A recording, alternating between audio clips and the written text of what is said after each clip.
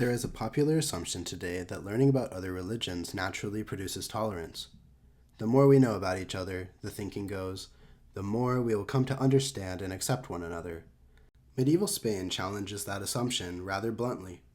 The historian David Nirenberg, in his book Neighboring Faiths, observed that, quote, increased proximity to and knowledge of other religious communities is as capable of heightening the power of polemical forms as it is of effacing it. In other words, you can know a great deal about your neighbor's faith and use that knowledge not to build bridges, but to attack more precisely. The translation movement in medieval Iberia is a perfect example. When Mark of Toledo translated the Quran into Latin in the early 13th century, it was not to deepen Christian appreciation of Islam. It was to give polemicists sharper ammunition. He was not the first.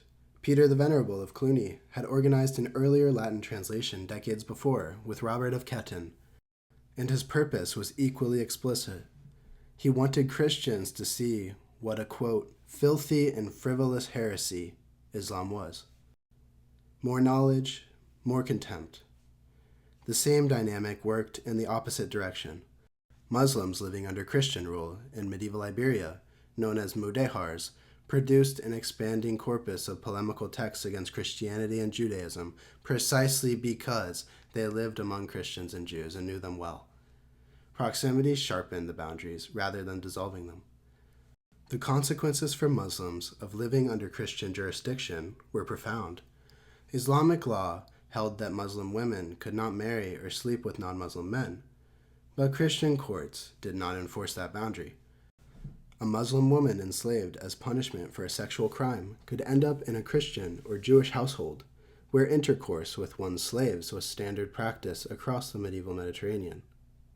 The legal architecture of Islam simply could not follow her there. Ibn Miklash illustrated the point in strikingly vivid terms, depicting the fate of Islam under Christian rule in sexual terms. The mudehar, he wrote, mingled with worshippers of idols, and his wife depended upon, and was therefore sexually vulnerable to, his Christian lord. Al-Wansharishi was equally unsparing, calling the mudehar residents under Christian rule, quote, manifest proof of vile and base spirit, and a great and disastrous ruination.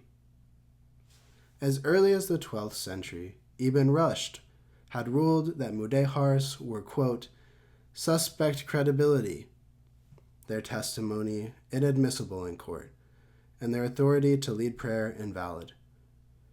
Mudehar judges, appointed by infidels and operating outside Muslim jurisdiction, could not be considered fully legitimate. Some mudehars, for their part, recognized the gap between the two legal systems and exploited it, appealing to Christian courts precisely when the outcome suited them better than Sharia would have. Coexistence in medieval Spain was real, but it was built not on mutual understanding, but on negotiation, legal pressure, and the daily management of difference. Knowing your neighbor's faith did not make you more like him. It gave you more precise reasons to remain distinct.